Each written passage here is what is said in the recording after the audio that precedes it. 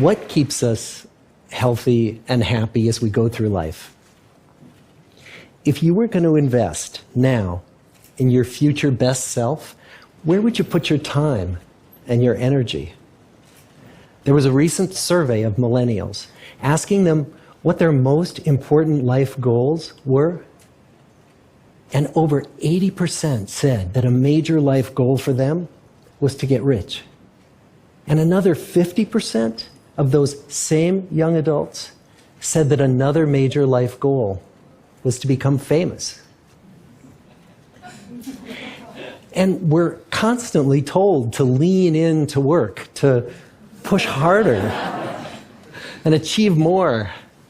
We're given the impression that these are the things that we need to go after in order to have a good life. Pictures of entire lives, of the choices that people make and how those choices work out for them, those pictures are almost impossible to get. Most of what we know about human life, we know from asking people to remember the past. And as we know, hindsight is anything but 20/20. We forget vast amounts of what happens to us in life, and sometimes memory is downright creative. But what if we could watch entire lives as they unfold through time? What if we could study people from the time that they were teenagers all the way into old age to see what really keeps people happy and healthy? We did that. The Harvard study of adult development may be the longest study of adult life that's ever been done. For 75 years, we've tracked the lives of 724 men. Year after year, asking about their work, their home lives, their health, and of course asking all along the way without knowing how their life stories were going to turn out. Studies like this are exceedingly rare. Almost all projects of this kind fall apart within a decade because too many people drop out of the study, or funding for the research dries up, or the researchers get distracted, or they die, and nobody moves the ball further down the field. But through a combination of luck and the persistence of several generations of researchers, this study has survived. About 60 of our original 724 men are still alive, still participating in the study, most of them in their 90s. And we are now beginning to study the more than 2,000 children of these men. And I'm the fourth director of the study.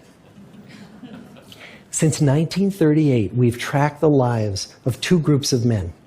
The first group started in the study when they were sophomores at Harvard College.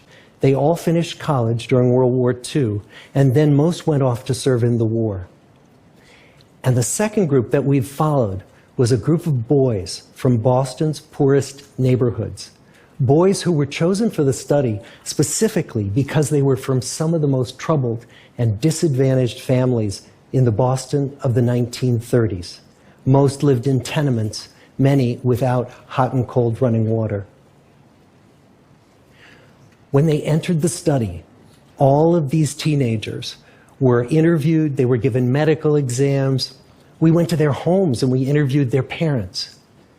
And then these teenagers grew up into adults who entered all walks of life. They became factory workers and lawyers and bricklayers and doctors, one president of the United States. Some developed alcoholism, a few developed schizophrenia. Some climbed the social ladder from the bottom all the way to the very top, and some made that journey in the opposite direction.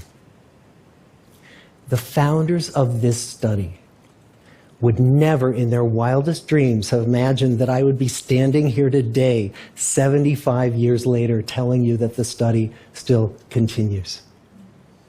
Every 2 years, our patient and dedicated research staff calls up our men and asks them if we can send them yet one more set of questions about their lives. Many of the inner city Boston men ask us, "Why do you keep wanting to study me? My life just isn't that interesting." The Harvard men never asked that question.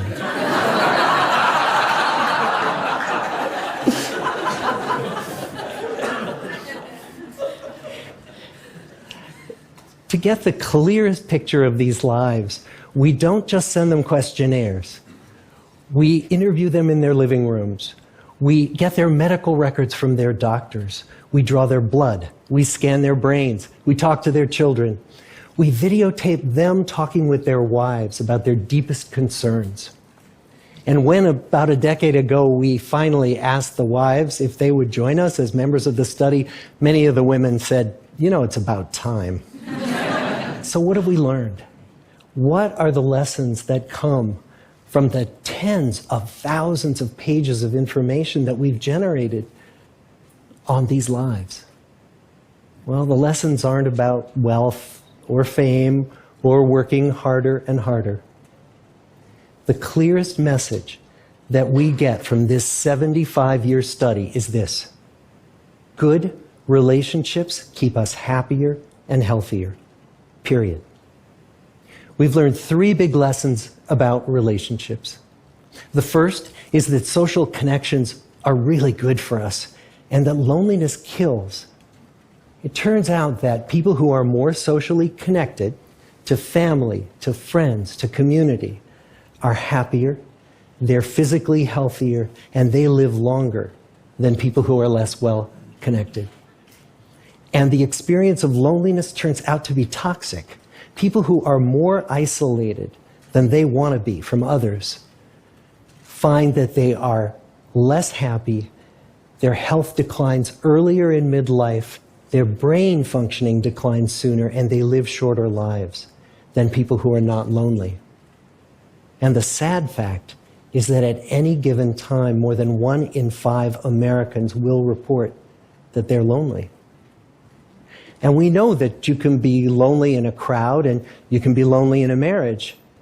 So the second big lesson that we learned is that it's not just the number of friends you have, and it's not whether or not you're in a committed relationship, but it's the quality of your close relationships that matters. It turns out that living in the midst of conflict is really bad for our health. High conflict marriages, for example, without much affection, turn out to be very bad for our health, perhaps worse than getting divorced. And living in the midst of good, warm relationships is protective. Once we had followed our men all the way into their 80s, we wanted to look back at them at midlife and to see if we could predict who was going to grow into a happy, healthy octogenarian and who wasn't. And when we gathered together everything we knew about them at age 50, it wasn't their middle-aged cholesterol levels that predicted how they were going to grow old. It was how satisfied they were in their relationships. The people who were the most satisfied in their relationships at age 50 were the healthiest at age 80. And good, close relationships seem to buffer us from some of the slings and arrows of getting old.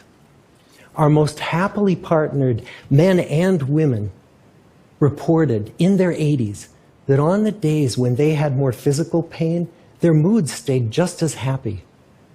But the people who were in unhappy relationships, on the days when they reported more physical pain, it was magnified by more emotional pain. And the third big lesson that we learn about relationships and our health is that good relationships don't just protect our bodies, they protect our brains. It turns out that being in a securely attached relationship to another person in your 80s is protective. That the people who are in relationships where they really feel they can count on the other person in times of need, those people's memories stay sharper longer. And the people in relationships where they feel they really can't count on the other one, those are the people who experience earlier memory decline. And those good relationships, they don't have to be smooth all the time. Some of our octogenarian couples could bicker with each other day in and day out. But as long as they felt that they could really count on the other when the going got tough, those arguments didn't take a toll on their memories.